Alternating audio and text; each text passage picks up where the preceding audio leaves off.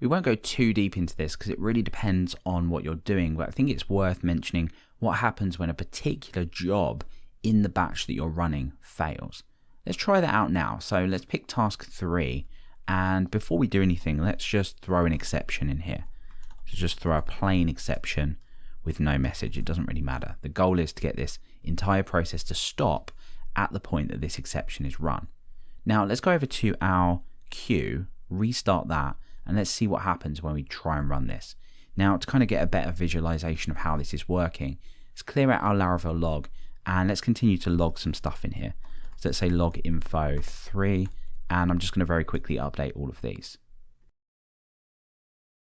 Okay, so I've gone ahead and updated each of these with a log. Now what we should see, or what we would expect to see, is at task 3, this entire thing stop. Let's go over and see what actually happens. So let's hit create server, and we can keep an eye over on our terminal here. When we get to 3, of course that fails, but then we can continue to process the rest of the jobs. So of course over in our Laravel log, we expect to see 1, 2, the actual exception that was thrown there, and then 4 and 5. So 3 failed, but 4 and 5 continued.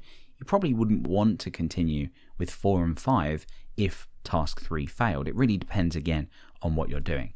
So what we're going to do is look at what happens when this does happen at task 3, for example, and see how we can stop the rest of the tasks from running. Now to do that, what we want to do is in each of the tasks, and let's just do this for 4 and 5 now, just so we can see how this works and then update it for the rest, is a quick check in here to see if the batch has been cancelled.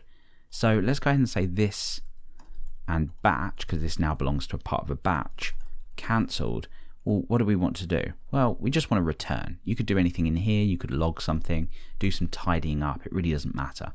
So let's go ahead and grab that and put it over in 5, and let's see the difference that this makes. So again, opening up Laravel log, making sure it's clear. Let's go ahead and run the process again.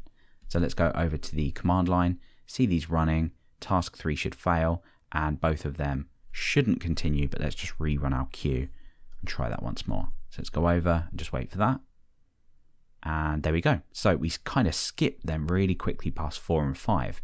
If we go over to our Laravel log, we've got 1, 2, and we should see 4 and 5 there from before. So let's get rid of everything before that. But now the difference in the second time that we ran it once we restarted our queue is 1, 2, the exception thrown. But then of course what we didn't do is continue on with 4 and 5 after that failed. So essentially what we're doing at this point is just stopping this from happening. Now you'll want to add this to probably all of these. So 1, 3, 2 as well. And that's pretty much it. So now once a batch fails, we then do not continue with the rest. But you probably want to visually represent this. At the moment, what's happening is when we do get to task 3, it kind of stops and we still get our progress finished message. And that's not really what we want, because this wouldn't have probably been created properly at this point, and you'd probably want to do some kind of tidying up. So instead what we're going to do is over in create server, let's open up that up fresh, is see if this was cancelled. Now, how do we do that? Let's open up batch and see if we've got a method for that in here. And sure enough, we do. 2 different spelling variations, so we can choose either. So let's again represent this as batch cancelled, so we can read it over on our template. And again, just reference cancelled there. So let's create the public property for this up here, public batch cancelled. And let's of course set that to false. And then really all we want to do is update the template to show a different message if this was cancelled or if it failed. So let's create an if statement here and say batch cancelled, and then do an else if, take batch finished here and pop that in there. And of course it depends on what you're doing. And let's grab the paragraph here and just say this failed. So I'll just write failed in there now so we don't waste any time with copy. Okay, let's try this out again and click that. Wait for this to get to job 3, and sure enough we see failed. And of course at this point you could do any kind of clear up or redirect your user, really depends on what you want to do.